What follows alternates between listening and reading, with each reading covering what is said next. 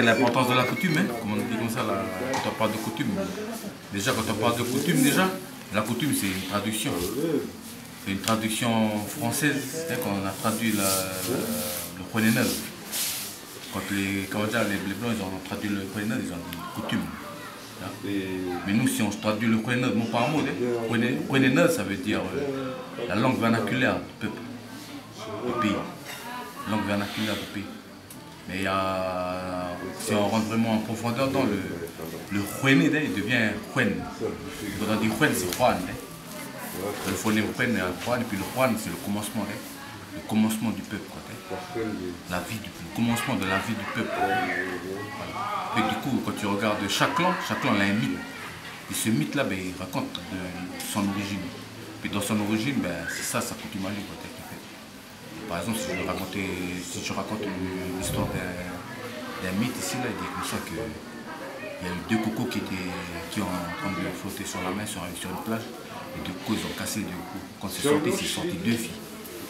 Et les deux filles, quand ils sont sortis, il y a la grande qui a décidé, elle dit, écoute, maintenant ce qu'on va faire, c'est qu'il y a une qui va préparer ça à la maison, et puis moi je vais aller chercher à manger. D'accord. La cadette, elle est partie arracher la paille pour faire sa maison.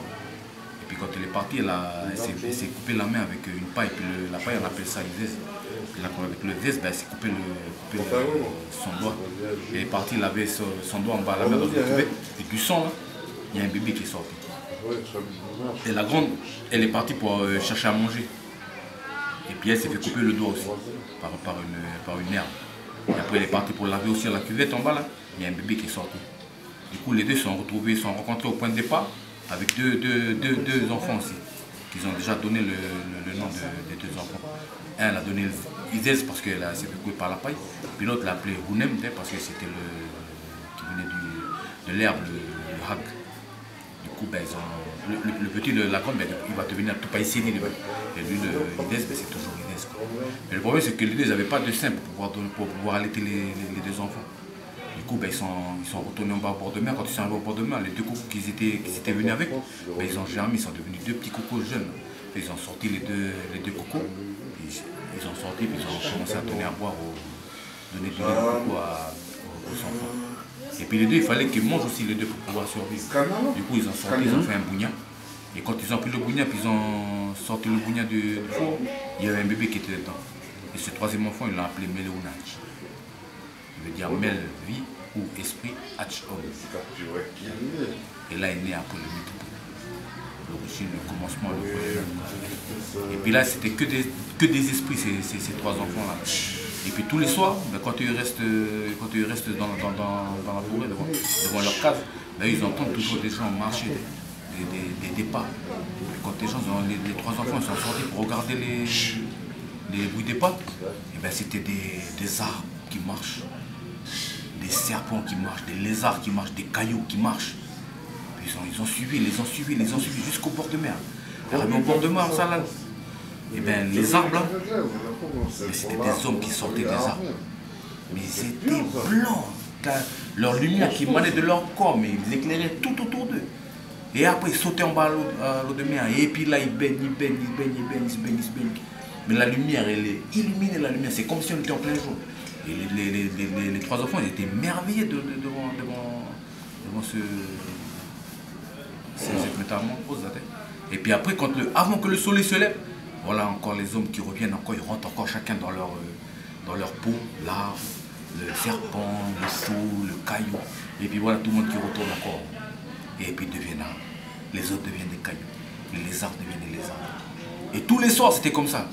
Du coup les trois garçons, je dis écoute, le grand frère il dit aux deux petits, là, il n'y a que nous on dirait ici sur terre, ici là, avec nos deux mamans. Si on coupe les habits à ces gens-là, ils vont devenir des hommes comme nous. Ok, mais c'est bon alors. Et ils sont partis. Quand les arbres sont descendus encore, le même rituel, le soir ils descendent en bas, ils sortent de leurs vêtements puis ils descendent en baignant la mer. Pendant ce temps-là, les trois garçons ils sont arrivés, ils ont découpé tout. Découpé tous les vêtements de tous ces hommes. Et quand le soleil a commencé à se lever, les gens sont sortis, ils ont voulu se rentrer dans leur peau, mais ils sont tous troués leur peau. Du coup ils sont devenus humains. Et les gens ont commencé à pleurer, parce qu'ils ont pleuré leurs habits, leurs anciennes maisons, tout ça. Les trois humains, ils ont dit non, c'est pas la peine, ne pleurez pas. Maintenant, là, vous allez être avec nous maintenant. Voilà, vous allez être avec nous. Après, ils ont appelé les gens, puis ils ont commencé à départager avec ces deux premiers hommes. Ces 3 premiers hommes. Mais les 3 petits-enfants, là, ils se sont disputés. Quand ils se sont disputés, le tout dernier, il est parti. Il est monté jusqu'à Zimichurch. Zimichurch, on appelle Zimichurch. Si on traduit le mot Zimichurch, c'est le pays du respect. Voilà. Le pays du respect. Et Meleunaja, le Mel qui veut dire vie, ou qui veut dire respect, H qui veut dire homme, ben, il est parti rester dans ce pays-là, le Zimichurch. Voilà. Donc tout ça, là, c'est la base de la culture. Ça. Et ces hommes-là, ils ont parlé une première langue. Et quand on dit Khouénéna, on dit la langue vernaculaire du peuple. Mais la première langue des hommes, quand ils ont parlé, ils ont d'abord commencé à parler par rapport à leur environnement. Du coup, ils ont donné des noms à tous ces formes, ils ont prononcé des mots. Et ça, on appelle ça le mine. La première langue, c'est le mine. Ils ont commencé à parler d'abord le mine. Du coup, ça, là, c'est pour ça qu'aujourd'hui, maintenant, on parle le djihou maintenant. Mais avant, on parlait le mine. Et puis le mine, du coup, dans son évolution, ben, il est toujours resté le même. Mais comme ce sont les premiers hommes, donc ce sont les chefs, ce sont les dignitaires, ça. Du coup, le mine, on n'emploie seulement que pour les chefs. Aujourd'hui, elle est devenue la langue des chefs. Et puis la langue des communs, ben, c'est le djihou. Voilà enfin, si on regarde le Khouénémine, c'est le Khouéné djihou. Le Khouénéna, que les blancs ont traduit coutume, c'est coutume. Hein. Quand on dit coutume, voilà, c'est coutume, ça veut dire c'est l'habitude. C'est des habitudes qu'on fait. Mais nous, on va plus loin que ça. Le Khouénéna, c'est pas une habitude, en fait. C'est la vie de tous les jours. C'est la vie de tous les jours. Il est normalement basé pour ceux de fou. Si on reprend tous les mythes, ben, en fait, tous les mythes, ils racontent le respect, ils racontent l'humilité, ils racontent l'obéissance. Et puis normalement, ces 3 piliers-là, ben, sont les 3 piliers de l'homme de Dieu. Du coup, quand tu fais toutes tes cérémonies coutumières, eh ben, tu revois encore ces trois piliers qu'on va dire.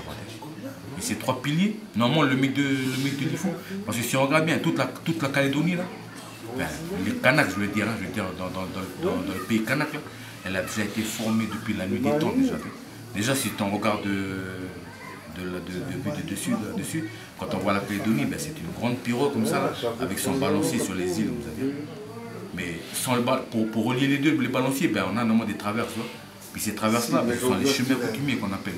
Et nous ici, on a ces légendes qui racontent ça, qu'un vieux un jour, il est venu ici, il a fait la pêche quand il a lancé sa ligne. Parce qu'avant, quand on demande à un vieux, par exemple, je mélange un peu toutes les choses, mais je veux dire, quand on demande une histoire à un vieux, il dit, ah grand-père, est-ce que tu peux me raconter une légende? Ben, le vieux va dire ça là.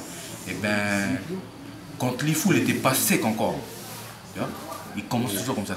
Quand l'Ifou n'était pas sec, ça veut dire que l'Ifou avant, ben, c'était des îlots. Donc la première île qui est sortie ici, scientifiquement c'est prouvé, quand Djihou est sorti, la première tête qui est sortie d'abord, qui est sortie de l'eau, c'est cette partie-là. Après les autres sont sortis après, du coup après c'est bien sorti, puis ça fait ce qui est aujourd'hui. Donc quand c'est sorti ici, ben, il y avait un ancien d'ici qui avait lancé une ligne. Puis quand il a lancé sa ligne, il a commencé à attraper quelque chose derrière sa ligne. Et puis là, il a commencé à tirer. Quand il a tiré marée là.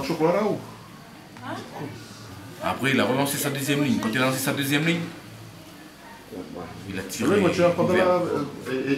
Et après, quand il a retiré comme ça, il a retiré marée. En terre. Et après, il a relancé sa ligne. Et là, il a tiré. Puis là, il a cassé. Et il a tiré Vanuatu. Tana, on va dire. Et bien normalement, toutes ces lignes-là, ils racontent normalement tous les, comment on appelle là, les réseaux. Hein, les réseaux. Mais au fait, comme ici, normalement, le mood, ici, le mood, la première, ici, le mine de mood, il veut dire le premier homme. Mais l'autre traduction de mood, il veut dire comme ça, là, Selesh. Puis Selesh, c'est les courants. Donc le courant, là, c'est ça, là, c'est la ligne que le vieux, il avait fait la pêche avant. La ligne, c'est le courant. Du coup, là, ici, là, quand tous les gens d'ici, de l'Ifou, ils veulent partir, par exemple, sur Ouvéa, ou bien ils veulent partir sur l'île des Pins, ou ils veulent partir sur n'importe quel endroit, ils viennent voir les gens d'ici. Puis les gens d'ici, ils les emmènent après. Ils disent, voilà, le moment où il faut partir, c'est à ce moment-là qu'il faut partir. Voilà, prends ce courant avec. Le mec, il prend le courant, il démarre, il arrive à Vanuatu, ou il arrive à Fidji, il arrive à Samoa, il arrive en Amérique, là, en France, on arrive chez Autun, là-bas en Scandinavie, un truc comme ça, je veux dire, voilà, voilà tous les trucs, voilà. Ouais, c'est ça. Ok.